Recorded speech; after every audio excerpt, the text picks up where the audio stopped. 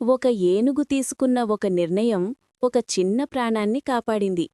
ఒక అందమైన అడవిలో ఒక పెద్ద ఏనుగు నెమ్మదిగా నడుస్తోంది.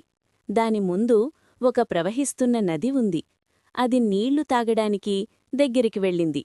అప్పుడే నీటిలో ఒక చిన్న జంతువు పడిపోయి అల్లాడుతోంది. ఆ చిన్న ప్రాణి బయటకు రావడానికి చాలా ప్రయత్నించింది, కాని సాధ్యం కాలేదు. ఏనుగు కాసేపు ఆలోచించింది. నేను వెళ్ళిపోవచ్చా లేక సహాయం చెయ్యాలా? చివరికి అది మంచి నిర్ణయం తీసుకుంది.